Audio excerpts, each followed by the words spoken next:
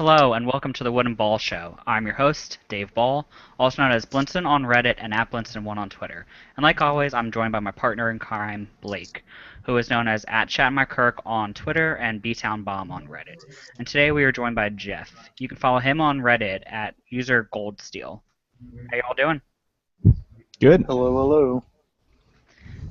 So you are a Colorado fan, am I correct in this? That's right. Okay. How long have you been a fan for? Since I moved out here 9 years ago. Okay. So without further ado, we don't have any really other topics to cover. So we're just going to start into the Avalanche with Blake here asking you the question. So go ahead, Blake. Thank you, Dave. Well then, Mr. Jeff, are you ready for this one-on-one interview to begin? I think so. I think I've done my homework. Alrighty. Okay, well, we'll begin with discussing the previous season of the Colorado Avalanche. It's the first season with a new head coach. You bring in Patrick Waugh, one of the NHL's greats in the goaltending position. Won a Stanley Cup or two with Colorado, I believe. So he comes in. He comes in as the new head coach, and needless to say, he brings a lot of intensity to the game. But there's other than him, there's a lot of newcomers. There's a lot of young faces there too, and slowly but surely, Colorado's kind of creeping up on the Chicago and St. Louis there in the Central Division, and eventually on the final week of the regular season at least, clinch the Central Division Championship. Well, those were the highlights of the regular season. So now, Jeff, let's discuss more about just the regular season and how that went down. Okay. Yeah, I mean, like you said, you covered most of the really big headline-grabbing stories with Patrick Waugh obviously turning the team around from the previous year. We had our star rookie draft pick Nathan MacKinnon come in and really shake things up on offense for us. Varlamov wasn't a new addition, but last year was definitely his best season he's had as an Avalanche. Yeah, like you said, near the end of the season, we were coming on strong. St. Louis was struggling, Chicago was struggling, and we managed to clinch the division at the end, which was pretty exciting. Alrighty, and that earns you a playoff series with the Minnesota Wild, who clinched the top wild card seed in the Western Conference. Yep. It was a very back-and-forth series. It was a very tight series, but eventually Minnesota would get the win in 7 games, get the series win in 7 games. Yep. Just talk about how Colorado performed in that playoff series and what eventually led to the end of the season. Yeah, the series was, like you said, back and forth. Obviously went to Game 7, went to overtime in Game 7, so that was obviously a heartbreaking way to lose the series, but at the same time, clearly a sign that it was 2 very well-matched teams. For a lot of, I think, Avalanche fans, we saw a big turning point when Minnesota actually switched goaltenders, starting goaltenders, and when they brought in their, they had gone through quite a few goaltenders during the regular season as well, but when they brought in this particular backup, the series really shifted for the Avalanche, and they started to struggle to score as much as we had during the regular season, where we were used to scoring 3 and 4 goals a game without too much effort. So I think the playoffs was, it was a learning experience for a lot of the young players on the Avalanche, and I mean, we feel like our goalie played really well, and we feel like we played well both at home and on the road, but I think, going into that playoff series, we knew that Minnesota was a good team, and we knew that even though we had the home ice, it was still going to be a struggle. And, it really did just come down to the wire, it came down to that last game, and, a goal went in overtime, and all of a sudden the season was over. So it was kind of an abrupt ending.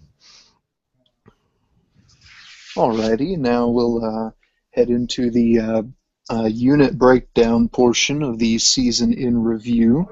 and we'll begin by discussing the Avalanche's offense. And what we'll do with the unit breakdown, you'll kind of discuss the offense, defense, goaltending, and coaching, and then at the end, you'll give a school grade, kind of A plus or whatever, of how you feel the unit performed in the previous season. But we'll begin with the offense, headlined by a bunch of young, very talented players such as Matt Duchene, Gabriel Landeskog, the captain, Paul Stastny, and Nathan MacKinnon, coming up on his first season there with a very breakout first season. But kind of discuss the those top four there and the rest of the Avalanche offense. Yeah, obviously there were some big names. As far as our forwards go, that was really where we, where the Avalanche shine. With guys like Matt Duchene, clearly he was the first line center. He played with Ryan O'Reilly, and they had a pretty good chemistry there. Not to toot our own horn, but O'Reilly did actually end up winning the sportsmanship award at the end of the year because he only had one penalty all season. So those two really, I think they were tough for other teams to handle as a pair up on that first line. We also had, to begin the season, Alex Tanguay with them. He got hurt, so we kind of had a rotating cast of wingers that filled his shoes. But the big story was clearly we started the season, Landeskog on the second line, and MacKinnon was on the third line, and MacKinnon actually worked his way up onto the second line later as a winger, even though he's a natural center. But as the season went along, MacKinnon got more and more comfortable, and the team sort of started to gel with the lines that had been set up by the coach.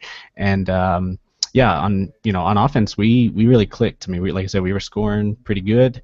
Didn't seem to be much of an issue as the season went on when it came to scoring enough goals to always keep ourselves in the game, especially late game. We kind of became known as the cardiac kids late in the season because we were always scoring goals in the last 5 minutes to tie a game or whatever it was to kind of finish a game out with enough energy because our guys just didn't seem to get tired. But yeah, overall, it was like I said, the offense seemed to be where we shined. We had some injuries here and there. Every team does. We did trade for Max Talbot at the beginning of the season. He stepped in and provided some veteran leadership.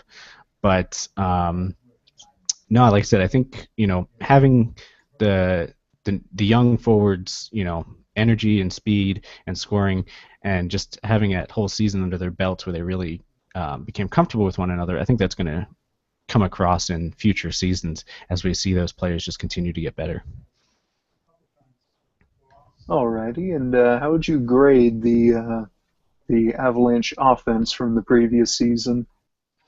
I'd say that obviously, we didn't have the perfect season, so you couldn't give them the perfect grade. But I would give them a solid B plus for that season, just as far as their scoring potential, their ability to always, like I said, be in games, and still room for improvement just because they are young and they are still learning some things like back checking and a few other things to help the team as a whole. But like I said, I'd give them a solid B plus for that year. Okay, and now we'll move behind the blue line and talk about the defensive unit. Now, the top name, the biggest name that comes to mind when you think about the Colorado Avalanche defense from the previous season would probably have to be Tyson Barrie, and a very young athlete, had a very breakout season there. Just to go more into detail about Tyson Barrie's previous season and expand on that and talk about the rest of the Avalanche D. Well, yeah, the big story definitely at the end of the season was Tyson Barrie and him coming along as a defenseman that could, he was on the power play and he was jumping up into offensive plays and scoring goals. He scored several overtime goals. So he was definitely one that caught, the attention of people in the headlines. But for Avalanche fans, I'd say for most of the season, a lot of eyes were on Erik Johnson as our number one defenseman and a guy who we were hoping to see some improvement out of since his previous season.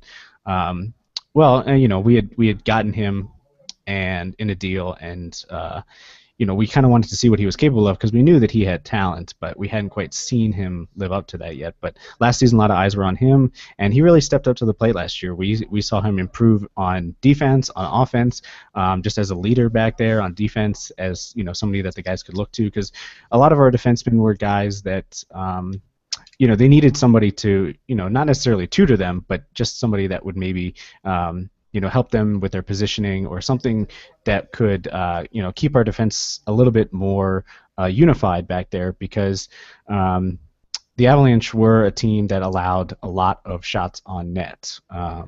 Varlamov was always having to field a lot of shots on him. So, our defense, I think the game plan a lot of nights for the coaches was to allow shots on net that were low probability shots, ones from the perimeter and some shots that he could see coming at himself. So, our defense did a good job of, preventing those second chances, preventing the cross ice pass. We had a few guys also that, they had been with us in previous seasons, but guys like Nate Gennin, Jan Heda, they were guys that came along and really solidified that defense as, like I said, they did their role, which wasn't necessarily to go out there and, knock heads off or anything like that. They were focused on, puck possession, and really, as the season went along, we started to notice that our defense were really about stepping up into the play and on offense, contributing with either some good passing or just putting that forecheck pressure on. So. Yeah, like I said, Tyson Barrie, he was clearly a headline grabber, but Erik Johnson, I think, deserved a lot of credit for the Avalanche season. Alrighty, and what grade would you give the Avalanche defense from the previous season? Well, similar to the offense, I'd say that there's, definitely room for improvement. Clearly, the Avalanche defense was not our, strength, but I don't think we ever felt that they were a weakness that couldn't be overcome from other areas. So I'd probably have to give them like a B minus maybe. Yeah, right on the edge there between the B and the C. There, like I said, there's plenty of room for improvement, but at the same time, there's some young guys there, plenty of talent. So they will. I think they'll show their experience they gained from last season in future years. Alrighty, and now I'll move on to In Between the Pipes and discuss the Avalanche goaltending. The two top guys there were Jean-Sébastien Giguère first, even though he didn't get as many starts as his teammate, but he did have the experience. I believe, in fact, he was the last remaining Hartford Whaler in the NHL. And, he did have a few starts throughout the season, and he did do very well from what I've seen, at least. But then there was Semyon Varlamov, who, as you touched on, really improved from the previous season. One of the top goaltenders in the league, definitely, from the previous season. But yes, talk more about Giguère and Varlamov and the Avs goaltending. Yeah, as you said, Varlamov, it wasn't his first year with them, but it was definitely his breakout season when it came to developing into a top goaltender. I mean, he was up there with the top three, nominated for the Vezina and everything. So he had a great season, great save percentage, great goals against, and obviously the big factor was the wins. Everything seemed to be about, when he was in net, we always thought we were going to win just because he was in net, and he seemed to get the job done. And the team believed in him. Like you said, Giguère was there, but when you think about it, the combination for Varlamov of having a guy like Jaguar who had been there, he'd won a cup. He'd been in the league for many years across a few different teams. But that in combination with his coach, Patrick Waugh, who, same story. I mean, the guy had been in the league, had won Stanley Cups. He'd played for the Avalanche, so he had a really great system there. And then as well, not to be overlooked, is the Avalanche's goaltending coach, whose name escapes me right now. But the goaltending coach has been given a lot of credit as well for Varlamov's evolution into the goaltender he is today, as opposed to the young goalie he was just a few years back. But overall, there were games Varlamov couldn't play every game, so we did have Jaguar in there for a few, and late in the season we acquired young goalie Berra from the Calgary Flames, and I believe he played a game or two as well near the end, and he'll be our backup going to the future season. But overall, the goaltending was all about Varlamov, and he just he was a standout player for sure. I don't think anybody would give him a grade lower than an A for his season last year. Alrighty, and what grade would you give the Avalanche goaltending? Definitely overall an A. Just like I said, for the standout performance of Varlamov, there's no doubt he was the guy, and he is a big reason why the Avalanche did as well as they did. Alrighty, and lastly, to conclude the unit breakdown as well as the season in review, let us discuss head coach Patrick Waugh and the Avalanche coaching staff. Mm-hmm. Yeah, I touched on it a little bit before, but a big part of what defined the season last year was his influence on Varlamov. His experience with the Avalanche and in the Stanley Cup and things like that helped develop our goaltending. But at the same time, Patrick Waugh, he brought a new play style to this team that was missing in our previous season under previous coaching staff. We were much more attack-oriented. We had defensemen jumping up into the play. We developed a power play, which was something we had severely lacked for a long time. Just finding the players that worked well together and giving them that opportunity. And then there's something to be said too for the way Waugh brought in Nathan MacKinnon as this 18-year-old kid, and it didn't take long. It took a month or two at the most for people to start to notice that MacKinnon was something special, and Waugh was not afraid to give MacKinnon more ice time, more power play time, and just to start trusting him in those end game situations where we needed that extra spark. And it really showed all season long. It really showed what the team was capable of, where the talent lies, and there's going to be good games and bad games, and people always remember that first game of the season with Patrick Waugh and the coach for the Anaheim Ducks yelling at each other over the glass at the end of the game.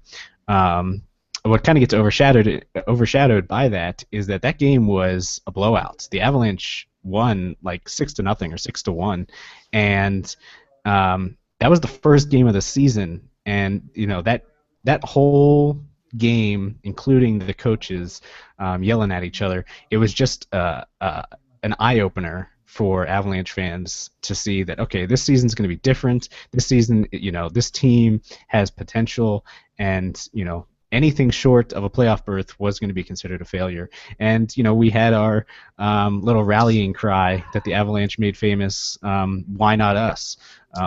Basically saying, if any team can win the Stanley Cup, why not us? Why can't we win it? And so, we kind of rallied behind that as not only the team, but then word got out to the fans as well, and that really became our go-to. It's just, Patrick Waugh's here. This guy has a history of winning with this franchise. So, like I said, a lot of trust was there and a lot of belief in his systems that he set up. And again, the whole coaching staff, you can't deny the goaltending coach, his work with Varlamov, and all coaching staff when it comes to working on something like the power play and the penalty kill. Alrighty, and what grade would you give the coaching staff from the previous season?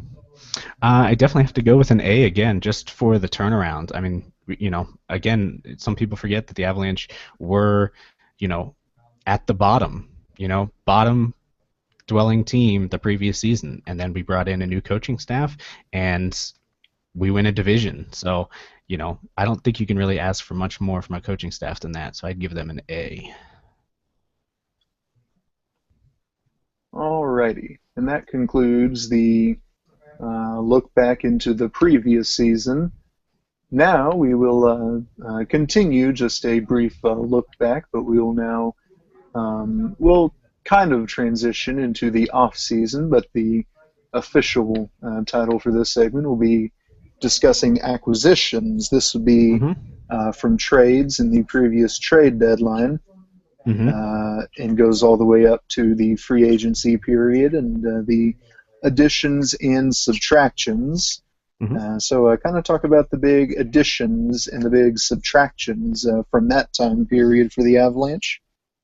Sure. Well, the first thing that everybody knew was going to happen was we didn't trade Stastny at the trade deadline. Paul Stastny was going to become an unrestricted free agent if we didn't sign him by the deadline. And when the deal did not get done, for money reasons or anything else, a lot can be said for the fact that Paul Stastny is a top two center, and with Duchesne and McKinnon, there probably wasn't going to be much room for him. But at the same time, we wanted to sign him. A lot of fans probably were excited to keep him around because he had been here for quite a while since he was drafted. But the signing didn't happen. He became an unrestricted free agent. Unfortunately, he did get signed by the St. Louis Blues in our division, so that was not ideal. But it was a loss that I think the Avalanche anticipated and were prepared for. And it was definitely the big story for sure of the offseason was Paul Stastny. But there was more to it. Obviously, back during the trade deadline is when we acquired the backup goaltender Berra. We'll see how that turns out this season. Back at the beginning of the season was when we had traded for Max Talbot. But in the offseason, we only had two key trades. One being we lost our forward, P.A. Parento, who was definitely a top six forward for us, but at the same time, he'd been a little inconsistent and injury prone, and we picked up Daniel Briere. And I think a lot of Avalanche fans are interested to know whether or not Daniel Briere is going to be, somebody that we can count on as far as being worth the trade, worth the money, and worth the effort it takes to get him into our system, because he is a veteran player and has probably lost a little bit in his step throughout the years. And then we also picked up defenseman Brad Stewart from the Sharks. Similar story there. As a veteran player who might have lost a step, and it'll be interesting to see how he'll be able to be incorporated into our defense scheme, which is a lot about the speed. But the Avalanche were missing that style of defenseman that Brad Stewart does bring. So something could be said for him being a piece to the puzzle. Same with Briere. He can be a leader in the locker room and somebody who has experience. And there's a couple of big acquisitions there when it comes to the trading.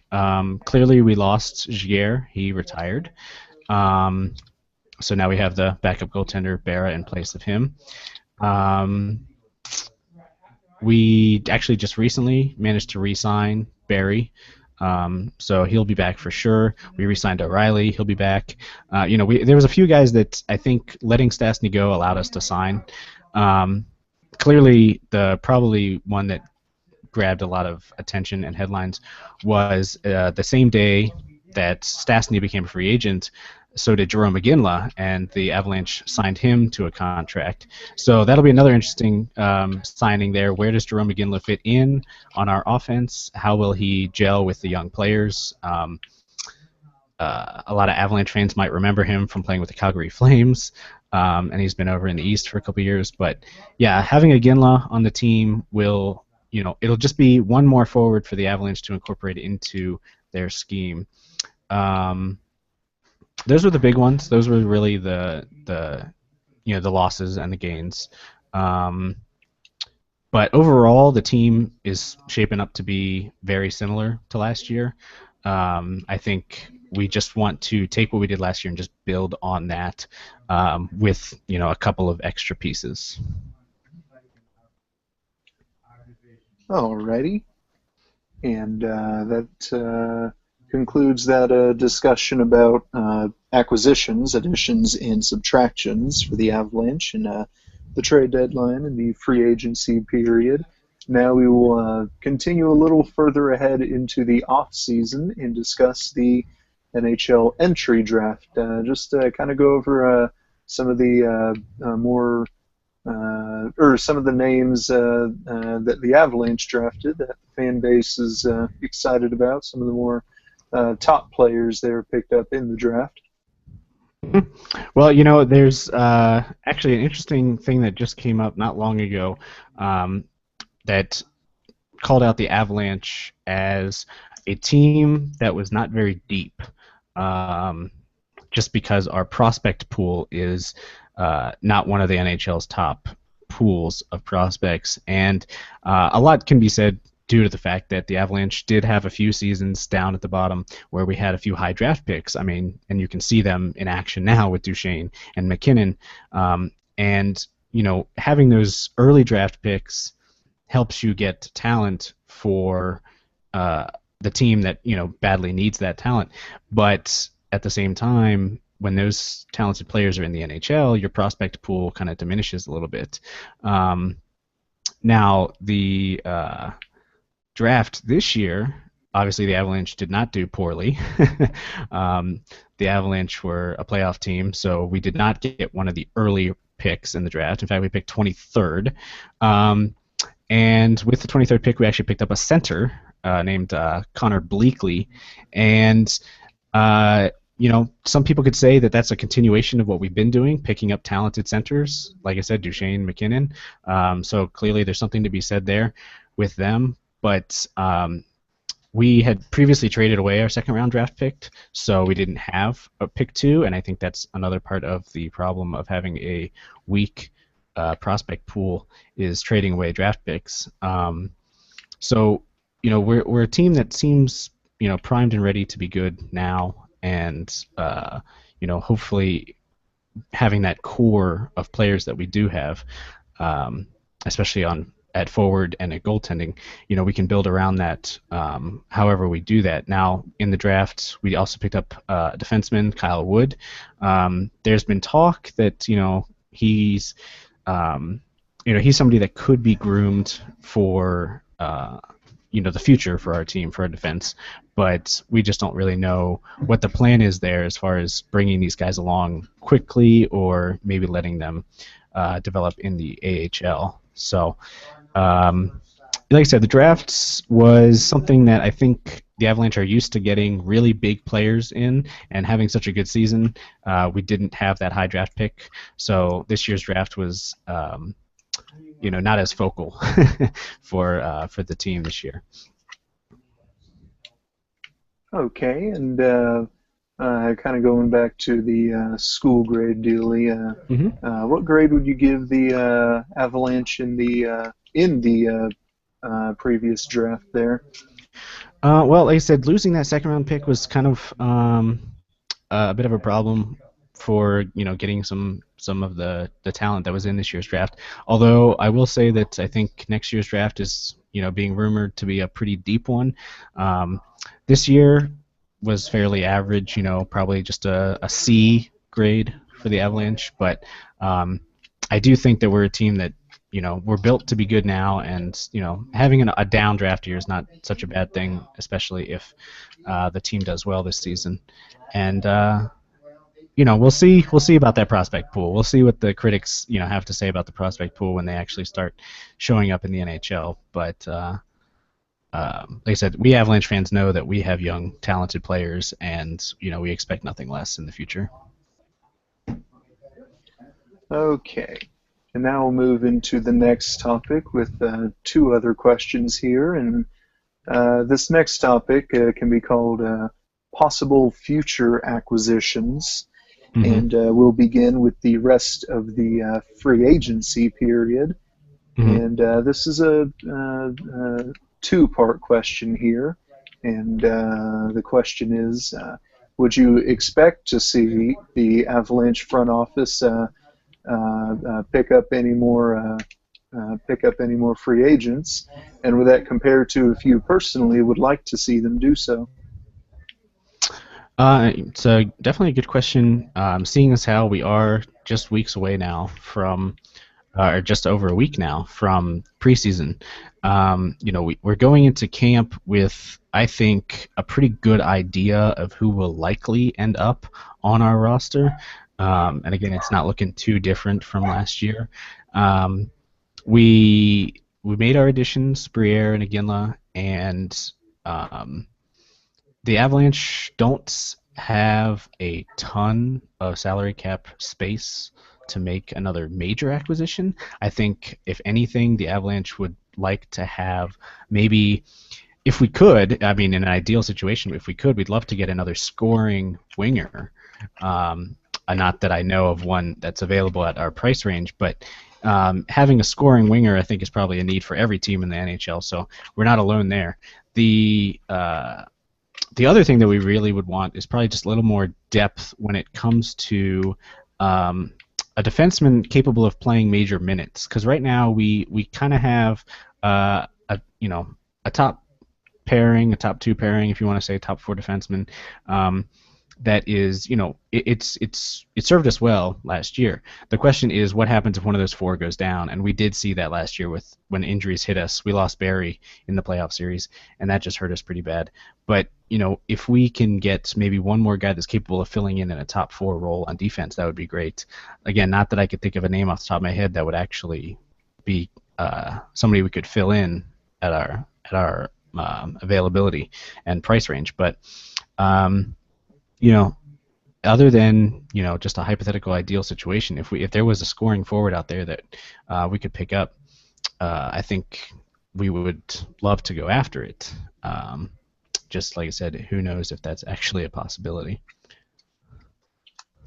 Alrighty, and now the next trading period, and more so the next trade deadline. At that time, would you see the Avalanche being buyers or sellers? That's a good question too, because with the way the season, we are planning and hoping as fans for it to go is to be successful like we were last year. And last year at the trade deadline, we didn't pursue much. We didn't make any deals. Really, the only trade bait that we had was Stastny, and we didn't have a deal in place, for him. So this coming season, I think it's a little different because I don't think it would be a surprise for anybody to see the Avalanche being a winning team.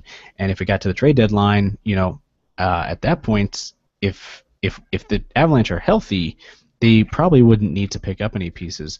But if we are hit by injuries, which are unforeseen, but if we are hit by injuries, we could definitely need a defenseman, or if we were to lose one of those scoring forwards, we would need another one to fill in. Because at this point, I don't know if we have the depth right now to fill in those holes if an injury were to happen. So again, sort of like last year, I don't know if the Avalanche would be buyers or sellers. We might be just one of those teams that rides it out and goes with what we have, because we do have I think a really solid core team right now. Alrighty, and that segues into the next topic, which is looking ahead into the next regular season, which is fast approaching. Indeed.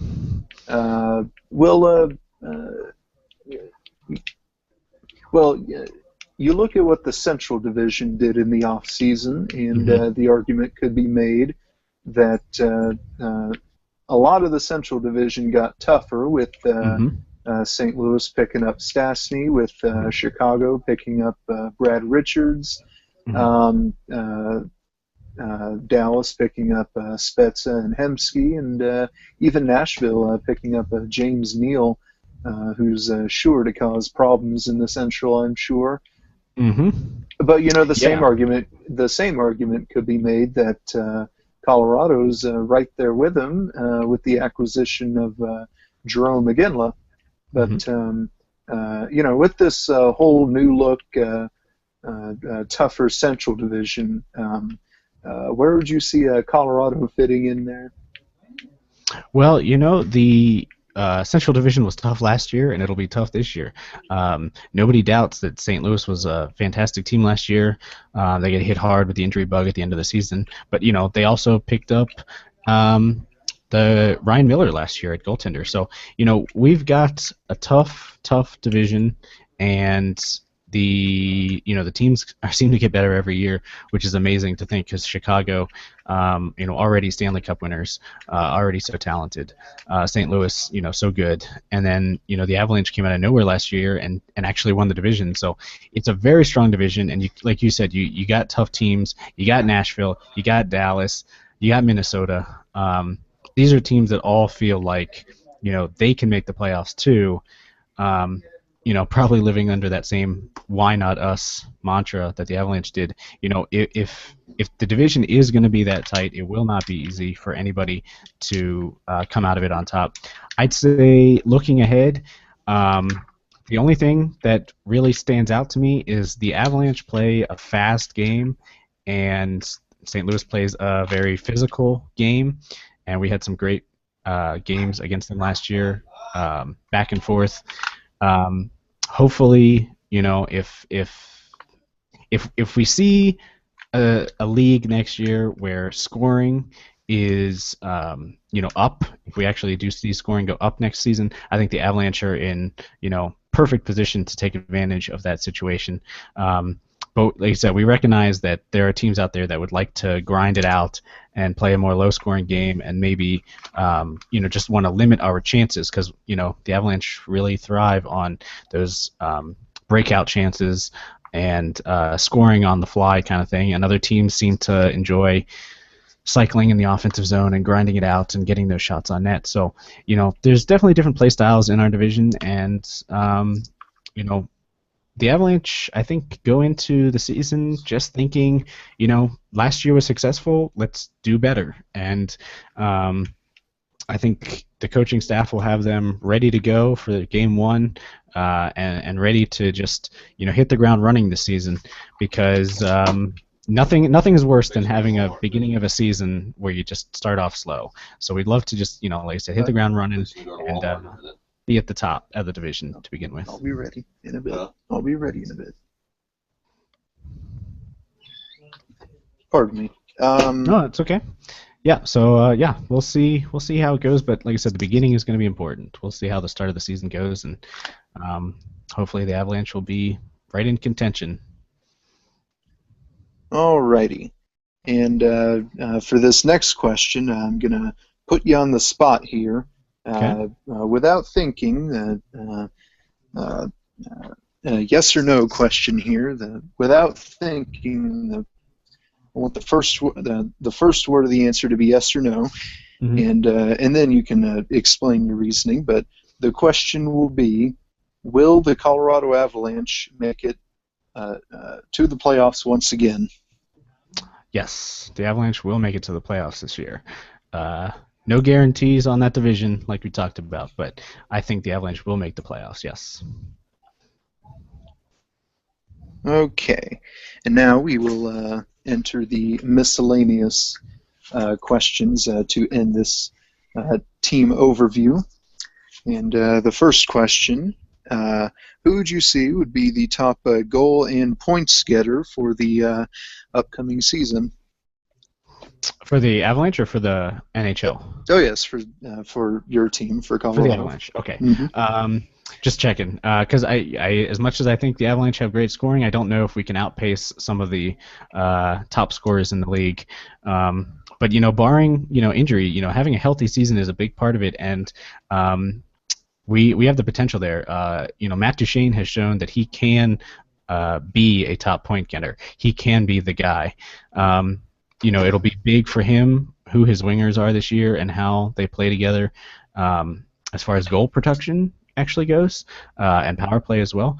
But Matt Duchene can be the guy. He can be a top point guy. He can be, like I said, if the league is very conducive to scoring this year and the Avalanche are capable of it, he can be a guy that gets up there in the 90s. Close to a 100-point season. Nathan MacKinnon can easily, have another great season like last year where he, gets power play points. And plenty of goals to go along with his assists. He should be playing center this year, so we'll see his assists go up. He can be a point-a-game guy. He can be up in the 80s, if he stays healthy. And we have, we have a few other guys on offense. You can't discount Landeskog or Ryan O'Reilly, getting in there and really putting up some points. And then, you've got guys like Ginla and Briere who have been proven point scorers before. So, the team, like I said, the team does not have any trouble scoring goals when they need to. If we see the same thing we did last year with the speed and the defense jumping up into the play, we'll see them be a high-scoring team again this year. And same for other positions. Varlamov should be right up there again, having another great season. Hopefully the defense stays out in front of him and helps him out. And just overall, I think we'll see the Avalanche be another team that will have a few guys that make some of those top positions on the stat sheets, but at the same time, I think as a team as a whole, they're very capable of winning enough games this year to make it to the playoffs. Okay, and the next question, who you see being Colorado's top overall player in terms of intangibles or talent or both, and this can be in the whole roster. Mm-hmm. Sure. I think there's something to be said for the fan favorite, Nathan MacKinnon. He has really kind of come out as like a guy that just is exciting to watch. He's so fast, he's so quick, he's young, and he's fearless out there. So he brings a lot of that just pure energy to the team every night. But you got Landeskog still going to be wearing that Captain C on his chest, on his sweater. So it's a young team. Leadership will be something that I think will kind of be, bear the weight of that on many shoulders. I think a lot of people are excited to see MacKinnon in his second season and excited to see Duchene just continue to improve. But we'll see some veteran leadership. Max Talbot last year actually was a guy that, provided some of that leadership in the locker room that, a lot of people probably didn't hear too much about because he was a third and fourth line guy. But now we've got two more with Briere and again, they'll be providing that leadership in the locker room too. But like I said, I think for the fans' sake, when we turn on the game, we want to see MacKinnon and we want to see the kid do something special, like we know he can.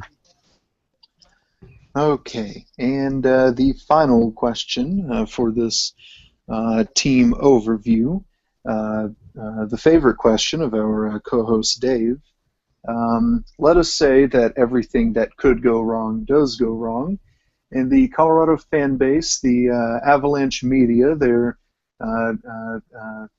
they smell blood in the water, and who will they be getting that blood from? Who will be the public enemy number one?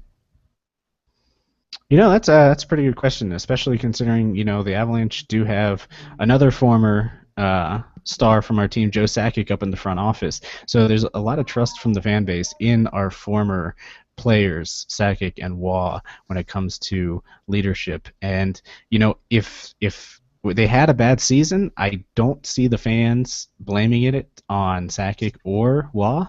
I think that having as good a season as he did, Varlamov, the argument could be made that he's due to regress to the mean and have a season that isn't awful, but is not a top three goaltender like last year. So if we have a season where, like you said, everything goes wrong, scoring is not there, and defense isn't there, then all of a sudden you're going to see a lot of goals going in the net, and a lot of people would be pointing fingers that Varlamov was just letting too many soft ones in. But a lot can be said too about whether or not they play Varlamov will he play 40 games, 50 games, 60 games? How many games will the backup get? Because Varlamov can't be in net every night, and even if he wins us 40 games again next year, if we can't get any wins with our backup in net, I think there could be a lot of blame placed on Berra as well. So I'd say goaltending is going to be the, where people are smelling that blood, if there is any. Alrighty. Okay, and this will now conclude the team overview of the Colorado Avalanche. Thank you, Jeff, for joining me for this team overview this evening. Well, thanks for having me. Oh, our pleasure. And now I see that our Pittsburgh Penguins fan has joined our podcast, and I will now hand over the interviewer torch to my partner in crime, Dave. And I must also mention, Dave, I will restrain you if I have to during the course of this team in review segment. Come on, I'm not that bad. I'll take your word for it, I suppose. But take it away, Dave, whenever you're ready. Okay, so to start off this interview, so how are you doing, Austin? Oh, doing pretty good. Yeah, finally able to make it.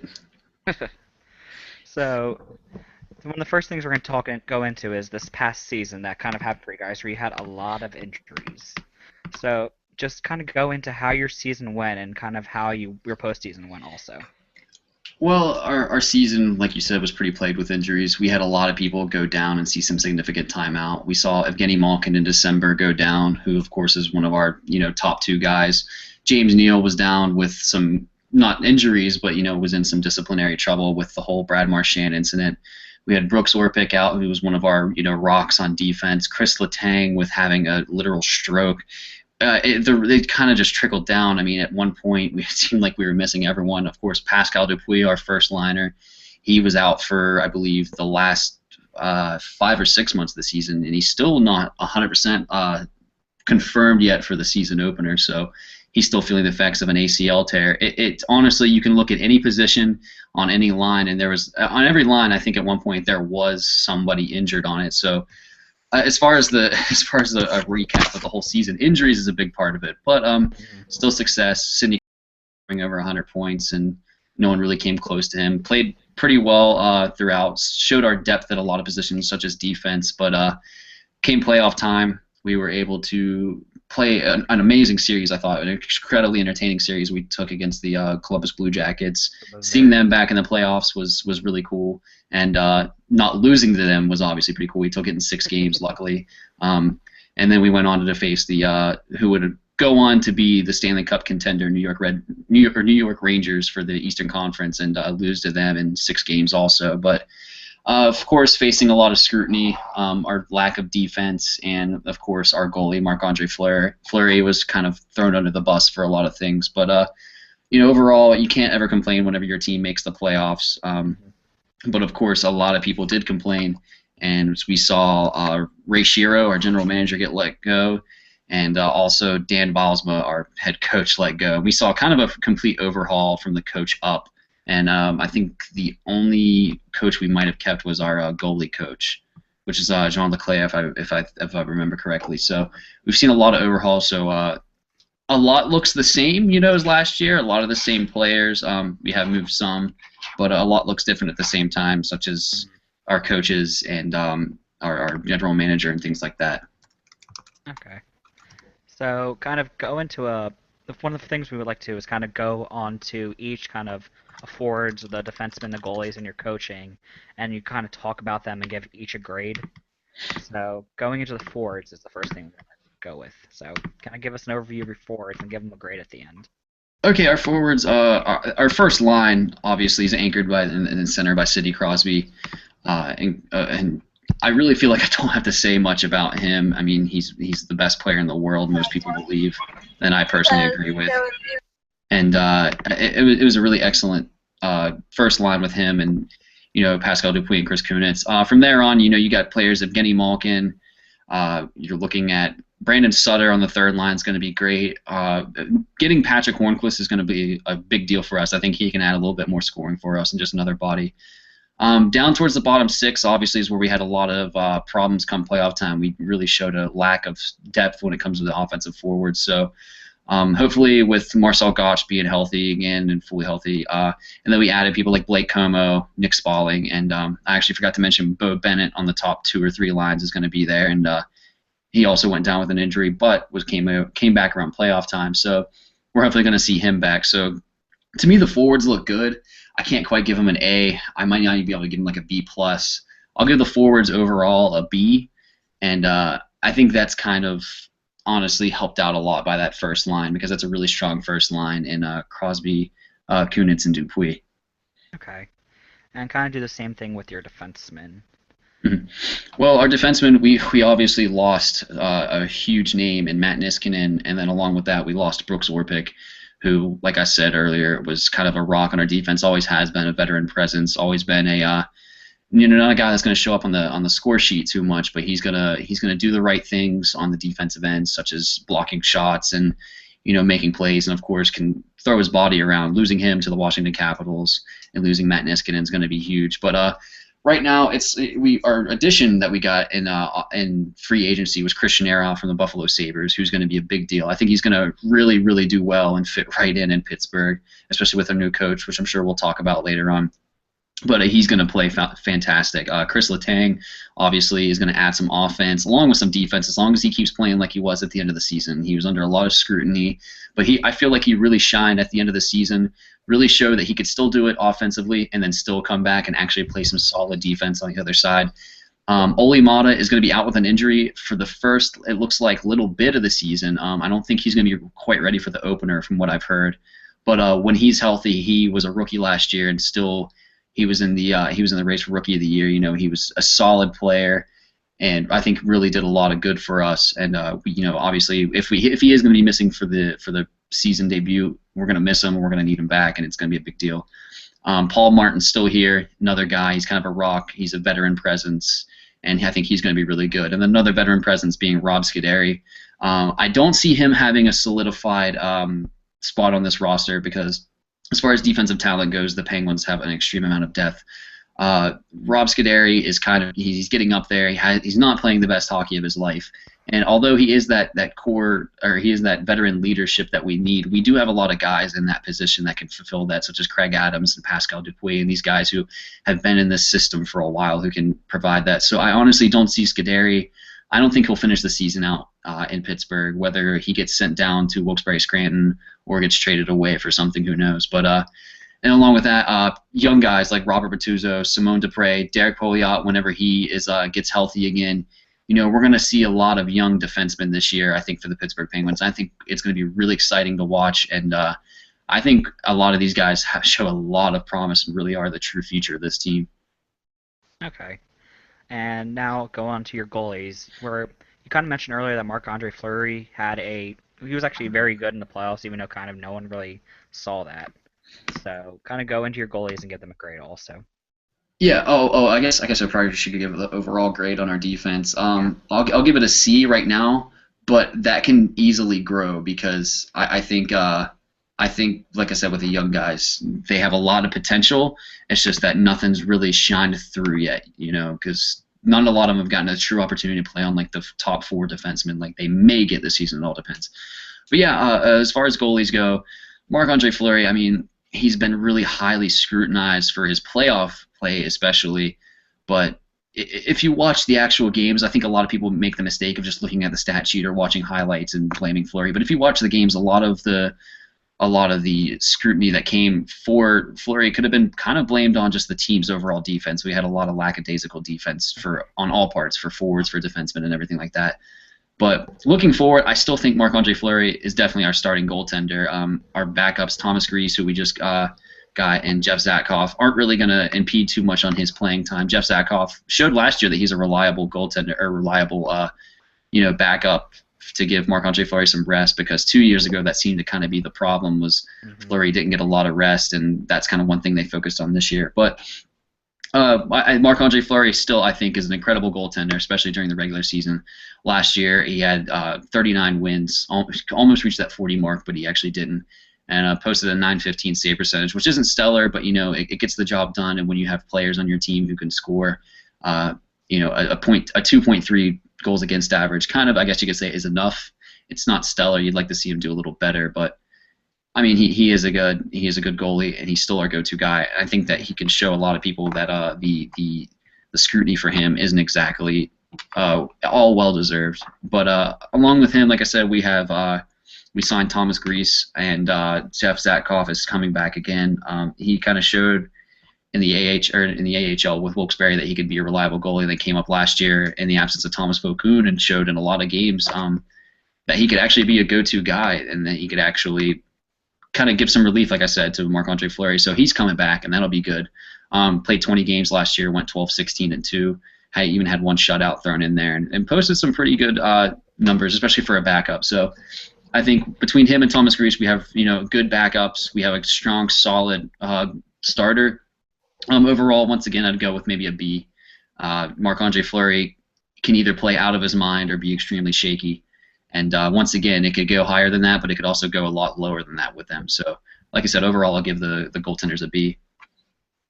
Okay, and now for the final kind of topic in this past season that we kind of look at is your coaching and Dan Bylsma, who has kind of been scrutinized as a coach the past year or two.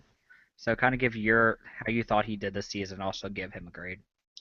Well, Dan Bylsma was definitely he was a good players coach, as in he kind of he was a younger guy, had good morale with his players. Around a locker room, he was kind of a presence. He was good at talking to the players and making sure that they were doing the right thing and working with them and being out on the ice with them, because he did used to play. Never got too far in his career as far as playing goes, but he was a really good players coach. And as far as being a coach, he wasn't terrible, but obviously some changes need to be made in the office. The big problem with Dan Bylsma seemed to be the fact that he couldn't make adjustments mid-game. He would implement a game plan before the game started, and if that game plan didn't work, it wouldn't change, and it was like pounding your head against a wall. They wouldn't change anything up, and his failure to adjust mid-game or in the playoffs mid-series, as we saw against the New York Rangers, we came out, Marc-Andre Fleury, 2 straight shutouts against the Rangers, a really dominating team play against the Rangers in the first 2 games, and then to lose 4 straight to get beaten 6 games. I mean, that's rough. You got to show some adjustments in there. You don't lose 4 straight games in the playoffs. That can't happen, obviously, for numerous reasons. So his failure to adjust, to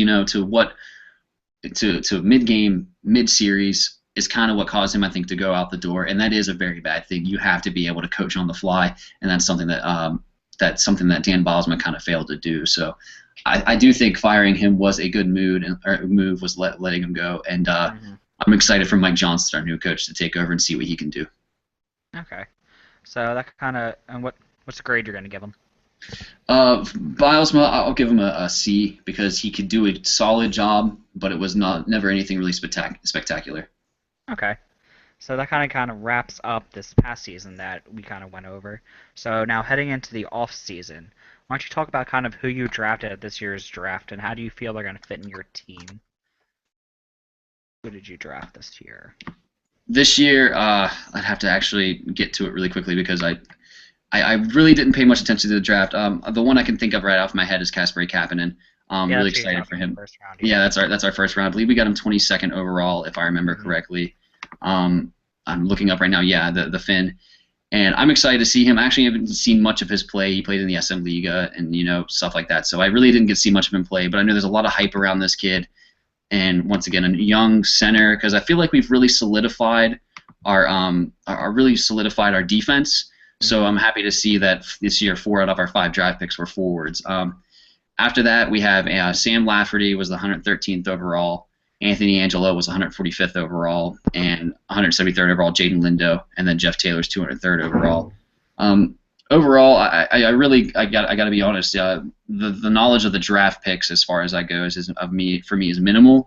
But like I said, I do know the hype behind Kasperi Kapanen, that he was looked at by a lot of teams, and that he is going to be something. He's not one of those guys that's going to float around in your AHL, maybe even your ECHL teams. He's going to be on the Pittsburgh Penguins within a year or two. He's going to be one of the guys. And honestly, as soon as they can get him in there would be great, because another center that can hopefully provide some scoring for us, because, like I said, scoring depth is somewhere we really, really didn't do well on. He's going to fit in really well, and I think he's going to really be a big name.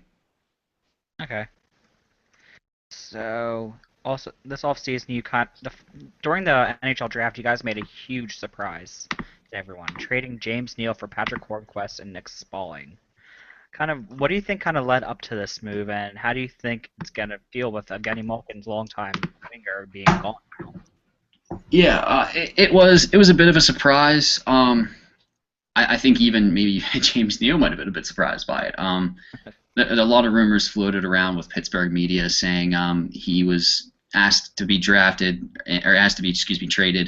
mid-season. He came out himself and denied those rumors and things like that. But I think just behind it there was a lot of disciplinary issues. Of course, like I said, the Brad Marchand incident, and I mean, you guys know better than anyone. There's a lot of James Neal jokes out there. I think what really showed them is they came up. The Pittsburgh Penguins PR department, I guess, is who would take over. The social media department came up with almost I guess you could say an Ask Me Anything with James Neal, where you could tweet with the hashtag Ask Neal, and it was kind of fun.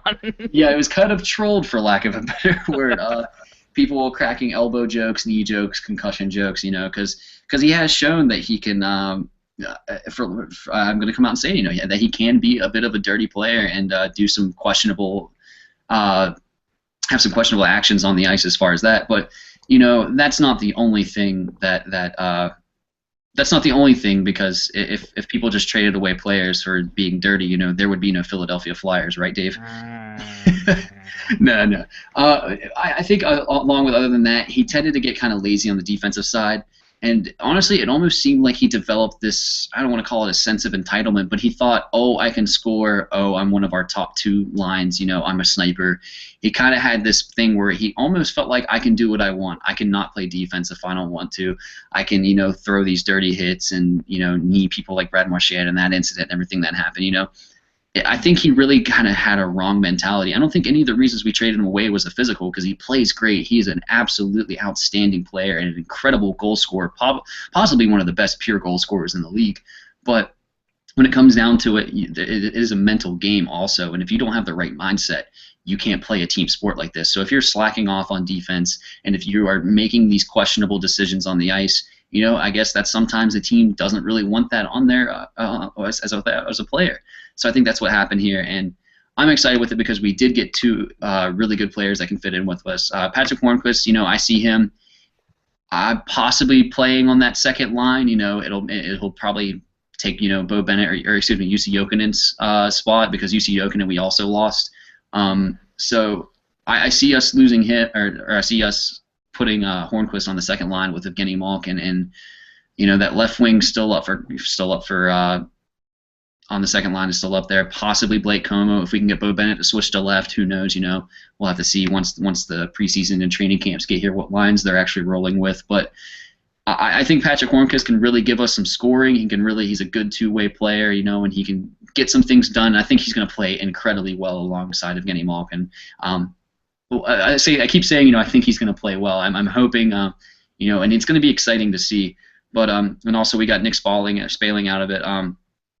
Bottom six guy, good two-way player once again. He's good, strong on D, and just a good player, I think, to kind of throw in for a little bit of I don't want to say trade bait, but just kind of say, here, we'll throw him in also, and he can come in and do something for you. So I think he's going to be a great player to watch also. So. Okay. So this offseason, you guys kind of made a big splash during free agency to sign Christian Ehrhoff. Well, also on top of that, you signed Blake Como, Thomas Greiss, Harry Zonalchuk, Joe Vitale, and Steve Downey. Kind of give a rundown how you think all these players are going to do for you. Yeah, I actually don't know if Joe Vitale is playing with us anymore. I believe he is actually on the Coyotes, if I remember correctly. Did I put him in the wrong section? Yeah, I think we actually lost him, if I remember correctly, to the Coyotes. But Harry Zonalchuk was a guy who he was in the AHL, played for Wilkes-Barre, and when we had a lot of injuries, we saw him come up for a few games, and he really did play pretty well. He would come up, he could play physical, and he gave us what we needed. And I think he's one of those guys that if we work with him, he could, he's going to be in the NHL. I think he's going to be a good player. I don't think he'll be a crazy shining star, but he could be a bottom six guy for us. And then obviously the big thing is Christian Ehrhoff is our huge. That was minutes into free agency. I remember as soon as that clock hit, is it noon when free agency starts, I believe, or something like that. Yeah. Within 5 minutes, it was. Of course, this is Eastern time, also. I'm thinking so. It's within 5 minutes, Pittsburgh Penguins snatched up Christian Ehrhoff. I think this was a great pick. Losing Matt Niskanen was a big deal. I think we kind of knew that we weren't going to sign him a few weeks before, so we needed to replace that. I guess you could say offensive-minded defenseman who could still come back and play on the defensive side and do well. And I think Christian Ehrhoff was an incredible pick. Also, I feel like a guy like Ehrhoff kind of got held back in Buffalo because he was obviously someone that players would constantly keep an eye on. Don't let this guy get loose. Let him, or kind of control him. And there wasn't a lot of other things that Buffalo had, unfortunately. So I think getting him on a team with some depth, especially on the defensive side, is going to really allow for him to shine even more than he already did in Buffalo. So along with him, Blake Como, Steve Downey, these are more physical guys. I think looking at someone like Steve Downey, I think he's more of I think he's going to kind of be a protector, I guess you could say. I don't want to use the word enforcer, but he's going to be that guy that if you mess with Sidney Crosby, if you mess with Evgeny Malkin, he's going to come out and he's going to take care of you, because Derek England was kind of that guy, and for some reason the Calgary Flames decided he needed $5 million for 3 years, I believe it was, or something like that. So we lost him. But someone like Steve Downey, I think he brings a little bit more. We'll kind of say he's Derek England's replacement, but he brings a little more than Derek England. Derek England, not the strongest skater, not exactly offensive minded, not exactly defensive minded either. But he was a guy that could come out, throw his fists if he needed to, and really get the job done as far as the physical play. But I think Steve Downey can do all that and more, and I think he's a good replacement, a good guy who can come out and be a real protector as long as he can keep his hands clean, because we've seen him in some disciplinary trouble before. And Blake Como, obviously, is going to be a good big deal.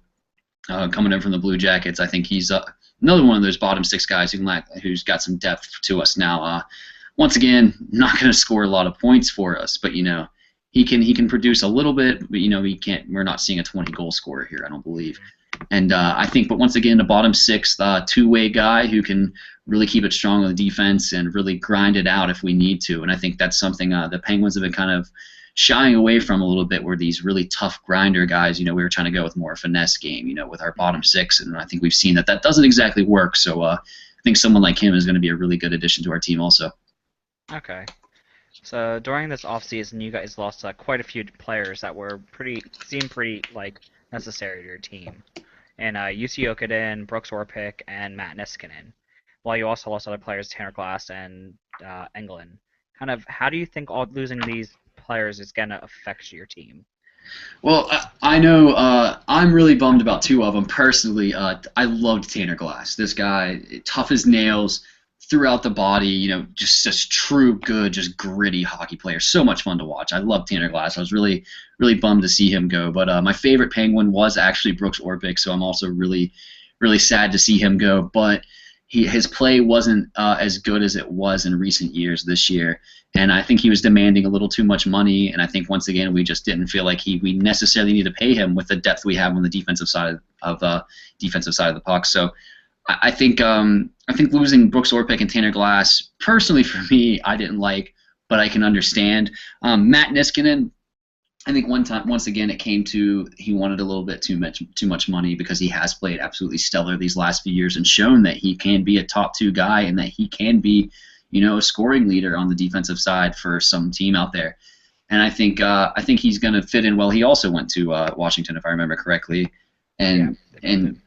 Yeah, so I think he's going to produce well for them, and also, Washington needs someone on that defensive side who can play two ways, and I think he's perfect for that. And it's going to definitely, like I said, I'd like to think once again that Ehrhoff's not exactly a replacement, but it's almost like he can kind of fit that Matt Niskanen mold about going out there on the power play, and maybe getting some things done as far as the offensive scoring goes. And but I think Christian Ehrhoff is going to do a good job of working kind of the simpler spot on the roster that Matt Niskanen was.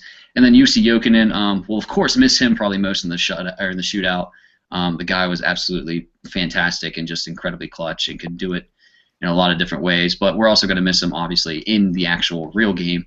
And I think he was just, once again, I think he worked extremely well with Evgeny Malkin, which when you're kind of playing with players like that, it's tough to judge what they're going to do. So when you find people who can play really well with them, like UC Jokinen did, it's kind of something you need to savor. But once again, I just don't think we had the cap space to really pay him. I think we really wanted him back, but it just wouldn't work out, unfortunately. So we did have to let him go. And I'm trying to think of where he ended up. He was in the Predators, isn't it? The Predators, I believe. Yeah, I couldn't remember off the top of my head, but unfortunately, yeah, that's going to affect us. Like I said, that's a top 6 guy right there. Played on the line with Evgeny Malkin with a lot of point production, and like I said, a little extra thing. Obviously, not exactly a huge priority, but in the shootout, obviously he was. I don't want to say a guaranteed goal, but about as close as you can get to it with NHL players. So we're going to miss him on a lot of facets too. Okay. So some of the biggest changes your organization had has been in your front office. A lot of people got surprised that your GM was fired, but not so much that your coach was.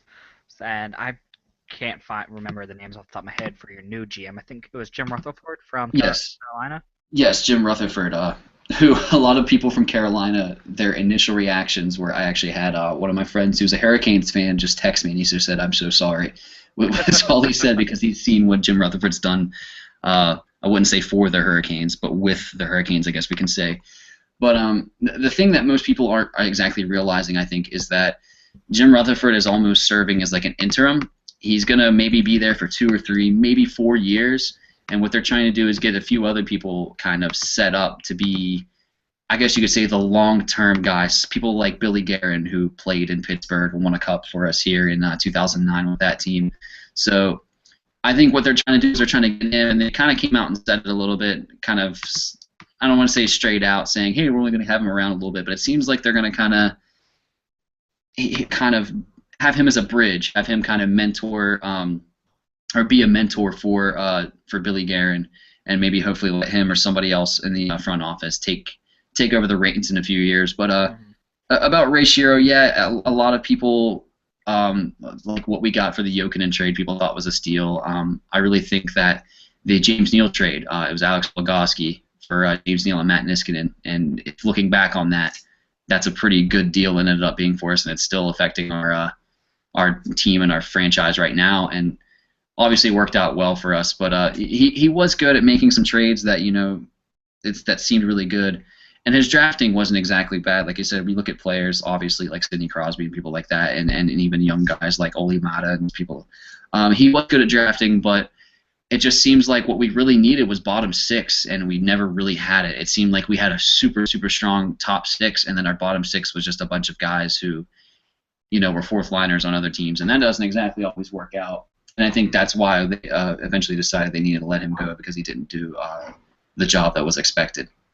Okay. So, and talk about your new coach, who you mentioned earlier, whose name's now escaping me again. Mike Johnston. Mike Johnston. So, do you think he's going to be the answer behind the bench to everything that's kind of gone wrong with your coaching the past couple of years? Well, I think the good thing about him is that he was a coach for the Portland Winterhawks, which is they're a CHL team. I can't remember if it's the Q or not, but he's used to developing young players, which is a huge thing the Penguins need right now, because we got a lot of young guys, especially on the defensive core. Like I said, players like Simone Dupre, who I think were kind of, I don't want to say held back, but almost, kind of, I guess, stifled a little bit with Dan Bylsma. There was a lot of rumors circulating that Dan Bylsma just really didn't like the kid. But players like Simone Dupre, Robert Bortuzzo, Derek Pouliot, even Olli Mata after his first year, someone like not Jim Rutherford, Mike Johnston to come in is really going to be able to come in, help develop these players from good players into great players, and I think that's exactly what we wanted and exactly why we went out and got him. Okay. So look at this offseason and kind of give a grade to how you think the Penguins did overall. Optimistically, I want to give them a good grade, but losing people like Niskanen, like that's a huge deal. You can't lose somebody like that I think he means a little too much to the team. I think we should have done kind of everything we can. Should have been one of those guys where you do whatever you can besides, overspending, which I guess they would have, but you do what you can to keep him in Pittsburgh, and I feel like they really weren't doing that. So I guess I would realistically give us a C maybe. A lot of changes, and it's really hard to grade right now because we have not seen a minute of actual ice time, but my expectations, like I said, Christian Ehrhoff's going to be good. It's hard to tell if he's going to be better than like a Matt Niskanen, but losing all these players, especially on the defensive side of the ball, defensive side, like people like Matt Niskanen, Brooks Orpik, and even tougher guys like Tanner Glass, it's going to be a big deal, and our team's seeing a significant drop in toughness, it seems. So it's going to be if there's still a lot up in the air, especially with a young coach who I believe this is his first head coaching job in the NHL. He was an assistant in LA, if I remember correctly. So it's going to be extremely tough. So like I said, realistically, I'll give him a C, but that can once again either get a lot better or a lot worse, unfortunately, once the season actually gets here. Definitely. So do you expect, even though it's like a week from the preseason starting, do you see your team doing anything else before, like the I guess the actual season starts? I see us maybe making a few not surprise moves as far as other organizations, but I think you're going to see some guys that you might not have thought were going to be on the Pittsburgh Penguins at the beginning of this year be on the Pittsburgh Penguins. I think guys like Robert Portuzzo, I think he's going to be on our opening day roster. I think he's going to be on that defensive core. I think you're going to see people like him up there, especially with the absence of Olli Mata possibly, and someone like Derek Pouliot, who's also injured, not being able to get in there as quick as they'd like to get him in due to injury. As far as other teams or trades, signing, anything like that, I really don't see us making any big splashes. Our cap room really, quite honestly, isn't enough, and I don't see us doing much besides within our actual organization. Okay, so kind of going into the next season now. So we're in the home stretch. How do you feel about this season coming up overall? Think it's gonna be strong for you guys? I think with a player like Sidney Crosby on your team, it's hard to not say you're gonna have a strong upcoming season. Sidney Crosby and Evgeny Malkin are still there, and that's still the driving force behind this team. So I don't think you could put Sidney Crosby on any team and have them not make the playoffs. Maybe a few exceptions, but with a guy like that on your team, he brings so much as far as just being an individual player and just being someone in the locker room who can really, really lead a team. So I think we're going to make the playoffs. I mean, I don't think that's really ever been in question. Winning our division like we did last year, I think that might still be in question. It's hard to tell. Once again, there's so many question marks for us this year, and I think things have a really, I guess you could say, the range for it to go is things could go terrible, and we could see one of the worst seasons that we've seen in the recent years since Sidney Crosby's been here at least, or it could go great. I won't say our ceiling is the Stanley Cup win though. If you were to bet me that they would win the cup, I would probably take your bet. That's what I guess the best way I could say that. I don't think we all have all the pieces yet, but some of those guys could turn into the pieces we need. We have so many young players, so much depth on the defense. We have a lot of things up there that really could be a good thing, but right now it's extremely hard to tell. I guess my expectations are to obviously make the playoffs, and I would like to get past round one. I think if we get past round one, the season is a success with a new coach, a new GM, and a lot of new players. If you can get past round one of the playoffs, I think that's an extremely huge success for the NHL debut as far as the head coach job goes, especially for Mike Johnston. Okay. So, kind of, how do you think your lineup's going to look like, or it's going to be kind of the same as it was last year? Well, the first line, I don't see that changing. I don't want to say ever, but I think until someone retires, I think Pascal Dupuis getting up there in age, and I think until you see him retire, the first line I think is really going to be Sidney Crosby at the center. Chris Kunitz is going to be on the left wing, and then Pascal Dupuis on the right wing. Second line, obviously, Evgeny Malkin is going to be the center. This is where it might get interesting. I think I really think that's where Patrick Hornqvist is going to play, is on the right wing of the second line with Evgeny Malkin. And then I think on left wing we might actually try to get Bo Bennett to switch wings and put him on there. He's a young player. Once again, the kid's only 22, and I think he can really show some firepower. And if I know it might be his off wing, but if we can get him used to it and maybe see what we can do with him, I think he might be on the second line. Me personally, I think that's what I would try to get to do. But obviously that is something that's going to take some adjustments and may not work out like they wanted to. So I think that's the second line. Third line, I think Marcel Gottsch is going to be your center for that line. Left wing, it's hard to tell. That might be where Blake Como goes. I think that might be him. I'd rather have him maybe on the fourth line. Or Blake Como, I'd say, on the left line or on the third line. And then the right wing for that, once again, is kind of up in the air. Probably Steve Downey there, I guess you could say, is going to be on the third line. And I think our fourth line, I think Brandon Sutter. I hate to put Marcel Gottsch over him, but I think those guys might be able to switch, third line, Brandon Sutter, fourth line, Marcel Gottsch. We'll kind of see a flip-flop between them throughout the whole season, I think. And then on the left wing, man, it's even hard to tell. Craig Adams is probably going to be our right wing fourth liner again. He has been for what seems like an eternity. But I mean that in a good way. I actually like Craig Adams a lot. But it's hard to tell after that. Nick Spalling's got to be put somewhere in that lineup. I think I forgot him. And it's hard to tell, but I know those top two lines I really think are solidified besides that left wing on the second line. I think, of course, like I said, Dupuis, Kunitz, Crosby, and then I think Bennett, Hornquist, Malkin. Third and fourth line, it's going to be a shuffle between those six guys I named, being Brandon Sutter, Marcel Gottsch, Steve Downey, Blake Como, Craig Adams, and Nick Spalling. So it's going to be hard to tell what exactly is going to happen, but I guess we'll see once the season gets here as far as what the lineup's going to be. Like I said. Okay. And so you think you're probably going to be buyers at the deadline, seeing as you're thinking you're making the playoffs? Can you repeat that? I'm sorry, I didn't catch that. So you're thinking you're going to be buyers at the trade deadline since you're going to be making the playoffs, in your opinion? Yeah, when it comes to the trade deadline, I think there won't be any rush to make any moves. Maybe it depends if some guys. It all depends once again, barring injuries, because God knows those are no strangers to the Pittsburgh Penguins. I think we'll see maybe a small move, something like we did with Brandon Sutter, a third line guy, but I don't see us really trying to change much up. If we do, it's going to be because of injury. So I think we're going to kind of see what we can do and develop with the guys we have now, and obviously we have the solid core. It's just it all depends on what's going to happen on out of it. Okay. So now going in kind of the fun questions that I consider them. Who do you think is going to score the most goals on your team this year? Most goals, I think most goals I'm going to go with Evgeny Malkin. I think he's an incredible goal scorer. I think we're going to see him come out and have a year, possibly the best of his career. I really have high hopes for him. I think it's going to take him getting some used to it first with his new line mates, whoever they're going to be, because we lost both of them. But I really think that might allow him to kind of score a little bit more.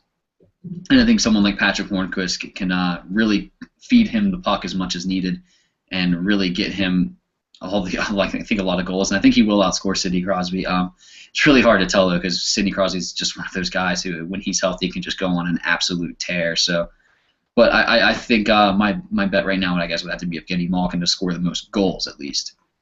Okay. And who do you – this is probably an easy question for you, but who do you think is going to score the most points? Yeah, that's pretty easy. Obviously, it's going to be, I think, Sidney Crosby. I mean, the guys. Are you sure about that? Are you really sure? Can I phone a friend? Am I allowed to call someone and ask them? I think so. No, obviously, it's going to be Sidney Crosby. I mean, 104 points, only player to hit over 100 last year. I think Ryan Getzlaf was in second. I think had 87 points once the season was over. So no one was even within 10 of him, at least. I think I'd have to look that up really quick if I had to. But no one I know was at least within 10 points of him. He just went on an absolute tear. And I think you're going to see him do the same thing again. He's going to put up a lot of points for us, and I think it's obvious that he's going to be the leading point scorer. Okay. And now my favorite question to ask. Say everything that does go wrong just goes wrong, and who do you think is going to be thrown under the bus this year? I think it's the same person who is consistently thrown under the bus in Pittsburgh, and I'm sure you'd know, like if someone were to ask you that question about the Pittsburgh Penguins, who would you say? Fleury. Exactly. It's going to be Marc-Andre Fleury. The guy is no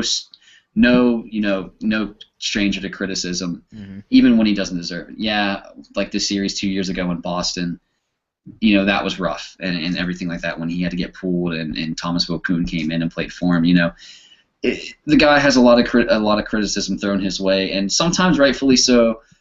But I really think now, after that series with Boston in the playoffs, people are just looking for any reason to just make him, the GOAT. they're going to make him the like as you said, throw him under the bus. So I think obviously he's going to be the guy that's just going to be constantly ridiculed. I'm sure I'll see an incredible amount of annoying Facebook posts once the playoffs get here if we make it about, oh, Fleury should have made that save whenever like it was an actual good shot. Like people who don't know what they're talking about immediately jump on the let's hate Fleury bandwagon. And honestly, I can't think of another player that faces as much scrutiny as he does on the Pittsburgh Penguins, because people love Sidney Crosby, but the one time, this year, people kind of said, where did he go in the playoffs? There was a lot of us criticism thrown his way, but then we look and it came out after the playoffs were over that he had a wrist injury, which obviously the wrist is pretty important in hockey. Nothing in hockey you do without your wrist besides skating. So, Yeah. I mean, obviously it's going to affect him, and he still played decently well, especially at which weekend against the New York Rangers. So. But honestly, nobody's going to get criticized like Fleury's going to, and obviously he's going to be the dude that gets thrown under the bus every time. Okay, so that wraps up our Penguins portion of our interview. Blake, you want to unmute yourself so we can do the ending bit? Okay, so thank you for joining us, Austin. I hope you enjoyed that. Oh, it was absolutely fun. Thank you guys for having me finally on the Wooden Ball Show. It was a lot of fun. Alrighty. Once again, I'd like to thank Jeff for joining us, for discussing with us the Colorado Avalanche. And I do forget his Reddit username, where you can look for him on Reddit. It's Gold Steel. Gold Steel. Yep. That's where you can find Mr. Jeff on Reddit. And I would also like to thank Austin for joining us for discussing the Pittsburgh Penguins. You can find him on Reddit. Well, actually, I forget his Reddit name, too. Am I doing it right? Yes. I appear to be doing it wrong. I think a little bit, yeah. You Blake that one up, Blake. But, yes, that you can find him both on Reddit and Twitter. His username is at Am I Doing It Right? Am I doing it right without the G? Yeah, no G there. No. For the Wooden Ball Show, I am Blake. You can find me on Reddit. My username is btownbomb. And you can find me on Twitter. My handle there is at Shattenmiker. For Dave, you can find him on Reddit. His username is Blinson. And on Twitter, his username there is Blinson1. For our hockey cast, be sure to tune in Monday nights at 9:30 Central Time for the Puckin' Awesome podcast. Oh, pardon me if I'm breathing. I'm walking and talking. But the Puckin' Awesome podcast, that is 9:30 Central Standard Time, Monday nights. Eastern Standard Time. Eastern, pardon me. Here on our hockey cast. And for our hockey cast, you can find us on Reddit. Our subreddit there is Our Hockey Cast, or Our Hockey Cast. You can find us on Twitter. Our handle there is at Our Hockey Cast. You can find our website, ourhockeycast.com, where you can listen to previous episodes of the Wooden Ball Show of Puckin' Awesome, as well as other previous shows here at Our Hockey Cast, which we will be looking to gather up once again once the regular season gets going. And you can do that same thing on our YouTube channel. Our name there is Our Hockey Cast. And Dave, if you would be so kind as to give us a horizontal tease as to who we will be overviewing for next week's episode. It should be the Anaheim Ducks and the Boston Bruins. Very exciting one there. Can I throw in a boo for the Boston Bruins really quick? Boo. Boo. Yes. Have fun. Boo. Yes. Well, alrighty. Like Dave said, be sure to tune in next week. We will preview or overview Anaheim and Boston. For Dave Ball, I am Blake Wood. This has been Wooden Ball Show, and we are signing off. Have a good night, everybody.